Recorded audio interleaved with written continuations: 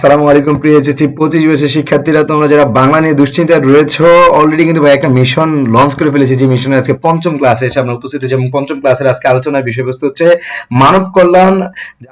মানব কল্যাণকে লিখেছে জানো যে আবুল ফজল, এবং এই মানব কল্যাণের একদম A to Z আমরা একটা ক্লাসের মাধ্যমে শেষ করব।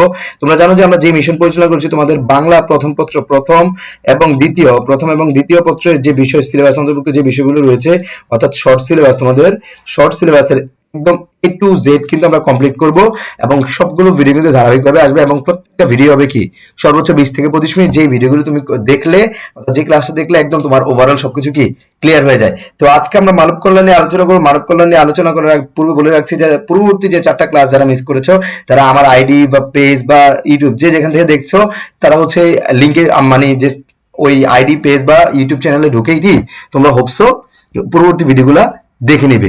তো আমরা কথা না বাড়িয়ে আজকে আমাদের আলোচনা যে বিষয়বস্তু রয়েছে মানব কল্যাণের, আমরা বেসিক্যালি যে জ্ঞানমূলক বা অনুধাবনমূলক যে প্রশ্ন রয়েছে, জ্ঞান প্লাস অনুধাবনমূলক, হ্যাঁ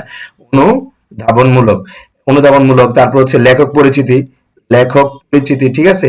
পাশাপাশি আমরা পাঠ পরিচিতি পড়বো। পাঠ পরিচিতি এবং মূল পাঠের গুরুত্বপূর্ণ বিষয়গুলো আমরা কি কমপ্লিট করে ফেলবো। হোপসো শেষ পর্যন্ত যারা যারা থাকবে তারা অনেক বেশি উপকৃত হবে। তো দেরি না করে আমরা শুরু করছি।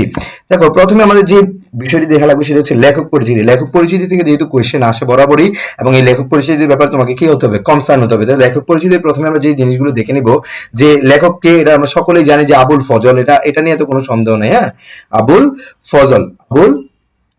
ফজল, ঠিক আছে। এখন এই আবুল ফজলের জন্মসাল কত? আবুল ফজল 1903 খ্রিস্টাব্দের 1 জুলাই জন্মগ্রহণ করেন। হ্যাঁ, এবং জন্মস্থান কোথায়? চট্টগ্রাম জেলার সাতকানিয়া উপজেলায়, ঠিক আছে। এবং আবুল ফজল প্রায় 30 বছর কলেজে অধ্যাপনা করেন। একটু খেয়াল রাখবা, কত বছর কলেজে অধ্যাপনা করেন? 30 বছর কলেজে অধ্যাপনা করেন। এবং পিতার নাম হচ্ছে ফজলুর রহমান। পিতার নাম কি? ফজলুর রহমান। এবং তিনি চট্টগ্রাম ও ঢাকায় শিক্ষা জীবন কি করেন? অতিবাহিত করেন। এটা খেয়াল রাখবেন, তিনি চট্টগ্রাম এবং ঢাকায় শিক্ষা জীবন কি করেন? অতিবাহিত করেন, এটা খেয়াল রাখবা। এবং তার উল্লেখযোগ্য গ্রন্থের মধ্যে উপন্যাসগুলো একটু খেয়াল রাখবা। এই উপন্যাস থেকে কিন্তু আগেও কোয়েশ্চেন এসেছে বিভিন্ন বোর্ডে। আবুল ফজলের এই জিনিসটা আমি 5 স্টার দিব, এখান থেকে একটু বেশি খেয়াল রাখবা। যে উপন্যাস হচ্ছে 2টা মাত্র, চৌচির, একটা হচ্ছে রাঙাপ্রভাত। এটা নিয়ে যাতে কোনো ভুল না হয়, ঠিক আছে। এখন দেখো গল্পগ্রন্থ একটা হচ্ছে মাটির পৃথিবী, একটা হচ্ছে মৃতের আত্মা। এটা একটু দেখে রাখবা। এটা হচ্ছে প্রবন্ধ গ্রন্থ, সাহিত্য সংস্কৃতি সাধনা, সাহিত্য সংস্কৃতি ও জীবন, সমাজ সাহিত্য ও রাষ্ট্র, এবং এই যে মানবতন্ত্র, এই মানবতন্ত্র থেকে কিন্তু মানব কল্যাণ, ঠিক আছে। মানবতন্ত্র থেকে কিন্তু আজকে আমাদের যে পঠিত বিষয় সেটা হচ্ছে মানব কল্যাণ। এই মানব কল্যাণ এসেছে, ঠিক আছে, এই প্রবন্ধ গ্রন্থ থেকে মানব কল্যাণ এই প্রবন্ধটি। 21 মানে মাথা নত নয়, ঠিক আছে। এটা হচ্ছে কি 21 মানে মাথা নত। এখন দেখো, এই বিষয়গুলো একটু যদি না খেয়াল রাখো না ভাই, তোমার জন্য কি হয়ে যাবে, তোমাদের জন্য টাফ হয়ে যাবে। তো এই বিষয়গুলো অবশ্য তোমরা একদম শেষ পর্যন্ত দেখবে এবং ক্লিয়ার হয়ে যাবে, যাতে একটা ক্লাসের মাধ্যমে তোমার সবকিছু কি শেষ হয়ে যায়। এবং দিনলিপি দেখো, রেখাচিত্র দুর্দিনের কি দিনলিপি, এবং তার মৃত্যু হচ্ছে কি 1983 সালে। এটা খেয়াল রাখিও, 1983 সালের 4 মে চট্টগ্রামে। এটা বেশি চলে এসেছে 17, ঠিক আছে, 1983 সাল। হ্যাঁ, ওকে। তাহলে পরবর্তীতে যাই। দেখো, গুরুত্বপূর্ণ তথ্য জানবো তার আগে কথা বলে নেই ভাইয়া। দেখো, একটু খেয়াল রাখবে তোমরা যে লাস্ট মোমেন্টে এসে যদি তুমি সম্পূর্ণ সব বিষয় পড়তে যাও না, তাহলে তোমার কাছে এলোমেলো হয়ে যাবে। তোমাকে প্রথমে গিয়ে গোছানো ভাবে পড়তে হবে, যাতে তোমার শেষ মোমেন্টে খুব কম সময়টাকে কি তুমি মানে সঠিকভাবে মূল্যায়ন করতে পারো। এই জন্য ভাই তোমাদেরকে 20-25 মিনিটের মাধ্যমে তোমাদের একটা টপিক শেষ করে দিচ্ছি, যাতে তোমাদের কাছে কি পরীক্ষা হলে গিয়ে একটু হলো হেল্প হয়। এবং হোপসো যাতে পরীক্ষা হলে গিয়ে ভাইয়াকে মনে করো, যারা এই ক্লাসগুলো করছো এই বিষয়গুলো একটু মনোযোগী হওয়া, দেখবা যে তোমাদের ওভারঅল সবকিছু শেষ হয়ে যাবে। দেখো, গুরুত্বপূর্ণ তথ্যের মধ্যে আমরা কি তুলে ধরছি? গুরুত্বপূর্ণ তথ্যের মধ্যে আমরা বেসিক্যালি তোমাদের যে জ্ঞানমূলক, হ্যাঁ, এই জ্ঞানমূলক প্রশ্নগুলো আমরা থাকবে, এবং পাশাপাশি তোমার গল্পের যে প্রেক্ষাপট, এটাও কি মানে প্রবন্ধের প্রেক্ষাপটগুলো তোমাদের কাছে ক্লিয়ার হবে। দেখো, প্রথমে যেটি দেখতে পাচ্ছি, মামুলি অর্থে ব্যবহৃত হয়ে থাকে কি মানব কল্যাণ কথাটা, একদম শুরুতেই বলেছে। বর্তমানে মানব কল্যাণ কথাটি কি মামুলি অর্থে ব্যবহৃত হয়। আসলে আমরা মানে দান খয়রাতকে মানব কল্যাণ মনে করি, কবি এখানে বলেছেন, আসলে এটা কিন্তু মানব কল্যাণ নয়। যে বলছে যে এখানে বলছে যে এক মুষ্টি ভিক্ষা দেওয়াকে আমরা কি সাধারণভাবে কি মানব কল্যাণ মনে করে থাকি, আসলে কিন্তু তেমনটা নয়। মানুষ যে হাত পেতে গ্রহণ করে সেটি হচ্ছে কি নিচের হাত। দেখো, একটু খেয়াল রাখবা যে যখন ধনীদের কাছে গরিবরা চায়, দেখো যে একটু নত হয়ে, মাথা নত হয়ে, নিচু হয়ে চায়, ঠিক আছে, কারণ তারা অসহায় দুস্থ, ঠিক আছে। এবং মানে ওই জন্যই বলছে সমাজে যারা হচ্ছে হাত পেতে গ্রহণ করে সেটি হচ্ছে কি নিচের হাত। এবং দেখো, পরবর্তীতে যে জিনিসটি খেয়াল রাখবা সেটা হচ্ছে অনুগ্রহকারী বা অনুগ্রহিতার মধ্যে, হ্যাঁ, এই যে অনুগ্রহকারী বা অনুগ্রহিতার মধ্যে যে মনুষ্যত্ব ও মানব মর্যাদার দিক থেকে তফাৎ। যেমন অনুগ্রহকারীকে যে অনুগৃহীত কি করছে, অনুগ্রহকারী, যে কেউ একজন অনুগ্রহ করছে কারো প্রতি, এবং অনুগ্রহীতা যিনি অনুগ্রহ গ্রহণ করছেন, ঠিক আছে। এই যে মনুষ্যত্ব মানব মর্যাদার দিক থেকে কি একটা তফাৎ রয়েছে।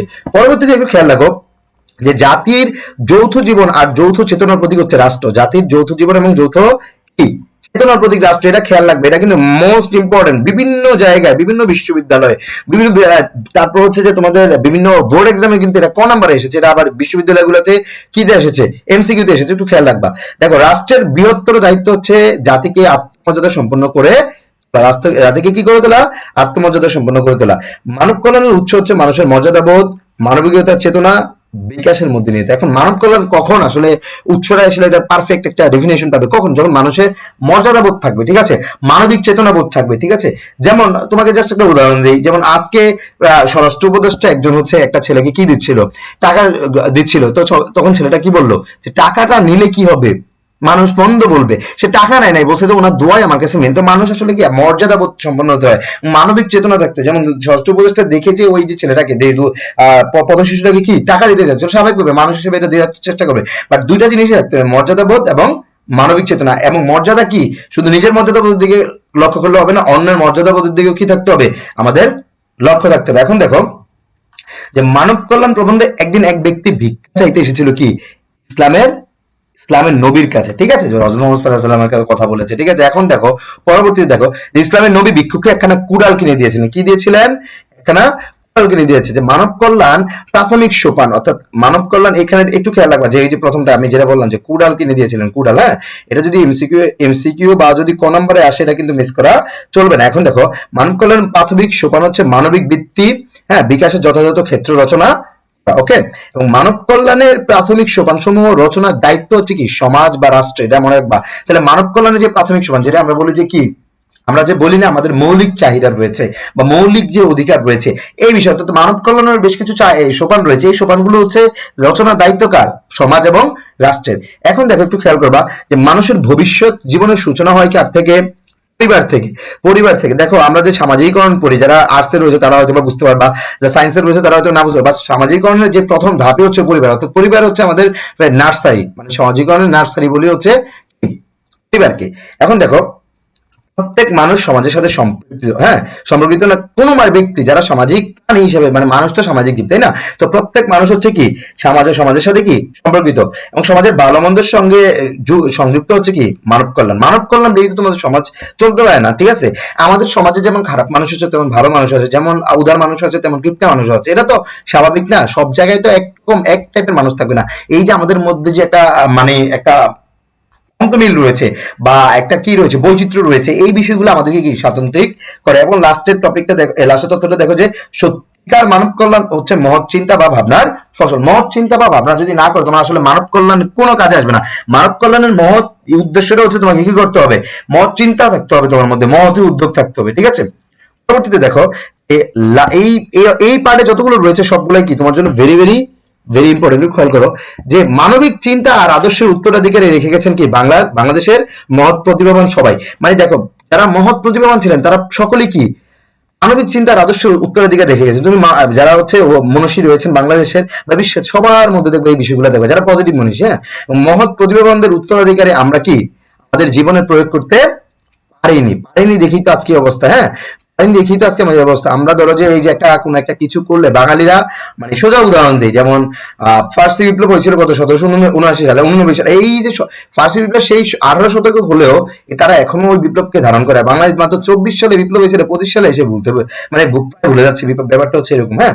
এখন দেখো মানবিক চেতনার উদার কণ্ঠস্বরকে বিদ্যাপতি, চণ্ডীদাস, রবীন্দ্রনাথ, নজরুল প্রমুখ এরা মানবিক চেতনায় লিখেছেন। যেমন নজরুল কিন্তু প্রচুর লেখনীতে সাম্যবাদ, দেখো একজন সাম্যবাদী লেখক না, সাম্যবাদী, হ্যাঁ, সাম্যবাদী কি সাম্যবাদী লেখক, পাশাপাশি তিনি কি একজন বিদ্রোহী লেখক। মানুষের শোষণ, মানুষকে যে ব্রিটিশরা শোষণ করেছিল বা নির্যাতন করেছিল এগুলোর বিরুদ্ধে সবসময় কি নজরুল সরব ছিলেন। এখন দেখো তুমি অধম তাই বলিয়া আমি উত্তম হইব না কেন, উক্তিটি কার, বঙ্কিমচন্দ্র চট্টোপাধ্যায়। আসলে একজন খারাপ হবে দেখে আমি তার দেখা দেখি কি খারাপ হবো ভাইয়া, না, একজন খারাপ হতেই পারে, বাট আমার মধ্যে কি থাকতে হবে, আমার মধ্যে কি উত্তম হওয়ার একটা বাসনা থাকতে হবে। যদি আমি নিজে উত্তম হওয়ার কোনো প্রচেষ্টা না চালাই তাহলে আলটিমেটলি কোনো সাকসেস আমার মধ্যে আসবে না। তো আরেকজন অদম হবে বলে আমাকে অদম হইতে হবে এরকম কথা না, আরেকজন খারাপ হইতে পারে বাট আমি ভালো কাজ করব, ঠিক আছে। পরবর্তীতে দেখো যে আমাদের দৃষ্টিভঙ্গিকে পাল্টাতে হবে। কি করতে হবে? আমাদের দৃষ্টিভঙ্গিকে পাল্টাতে হবে। সমস্যার মোকাবিলা করতে হবে নতুন দৃষ্টিকোণ থেকে। সমস্যার মোকাবিলা কোন দিক থেকে করতে হবে? নতুন দৃষ্টিকোণ থেকে। এখন দেখো জোড়াতালি দিয়ে কোনো সমস্যার সমাধান করা যায় না, ঠিক আছে?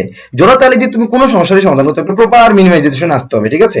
এখন দেখো মুক্ত বুদ্ধির সহায়তায় সুপরিকল্পিত পথ হবে কি কল্যাণময় পৃথিবী রচনা করা সম্ভব হবে। হোপসো আমার কাছে যে আমরা গুরুত্বপূর্ণ যে তথ্যগুলো রয়েছে, অর্থাৎ একটা প্রবন্ধের যে মূল ইগুলো রয়েছে, মূল পাঠগুলো তোমাদের কাছে কি ক্রিস্টাল ক্লিয়ার, ক্রিস্টাল কারো যদি কোনো কোয়েশ্চেন থাকে তোমরা একটু কাইন্ডলি রিকোয়েস্ট করবো যে কমেন্ট বক্সে করো, ভাইয়া দেখা মাত্র রেসপন্স করবো। যদি সেকেন্ডের মধ্যে আমি দেখি, দেখার আগে আমার দায়িত্ব হচ্ছে তোমার কি কমেন্ট রেসপন্স করা। এছাড়া যদি কারো কোনো সমস্যা থাকে আমাকে ইনবক্স করতে পারো, ঠিক আছে?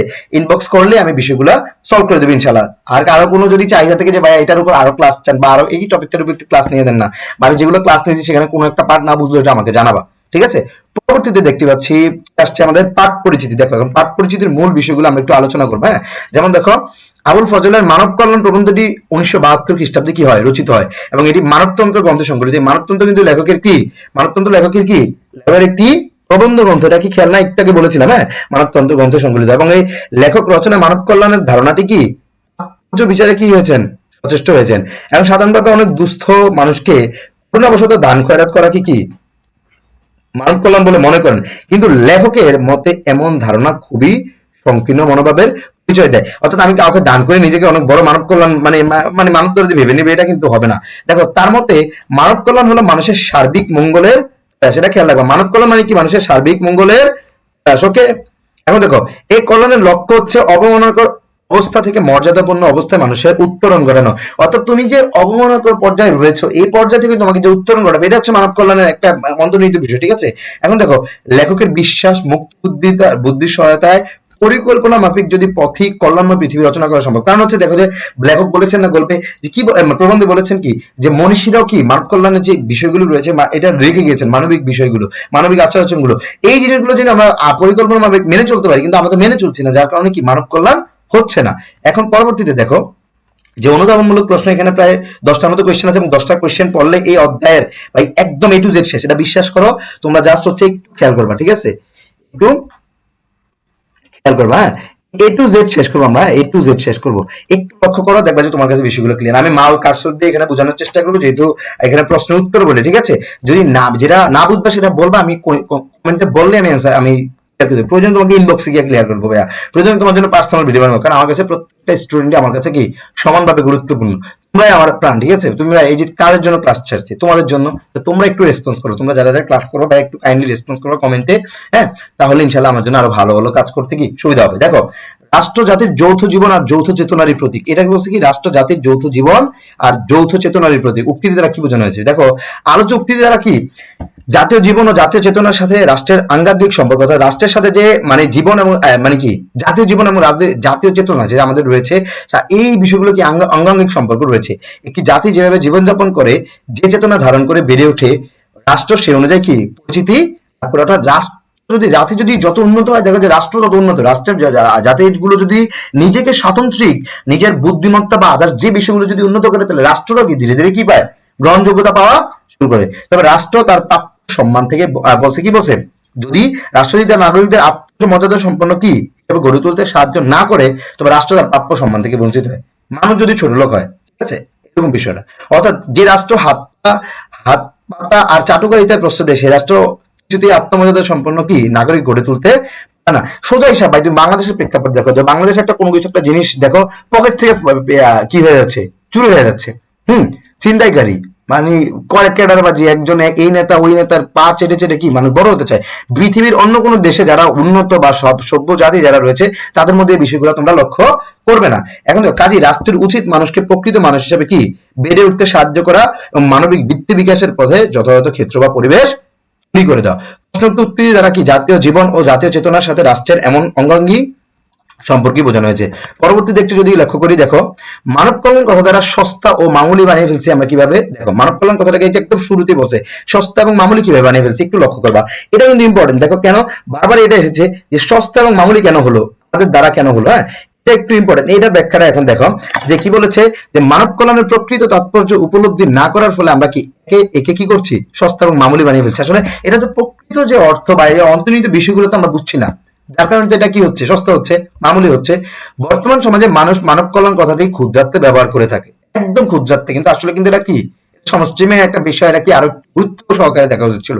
একমুষ্টি ভিক্ষা দেওয়াকে তারা মানব কল্যাণ বলে মনে করে থাকে, অথচ এতে মানুষের প্রকৃত কল্যাণ সাধিত হয় না, বরং মানব মর্যাদাকে কি হয়, ক্ষুণ্ণ হয়। মূলত মানব কল্যাণের প্রকৃত তাৎপর্য উপলব্ধি না করার কারণে কি আমরা একে কি করছি, সস্তা এবং মামুলি বানিয়ে ফেলছি। হোপসো এটা বুঝতে পেরেছো। পরবর্তী প্রশ্নটা একটু খেয়াল করো, যে কিভাবে বিজ্ঞানের অভাবনীয় আবিষ্কার ধ্বংসের পরিবর্তে সৃজনশীল মানবিক কর্মে নিয়োগ করা যায়।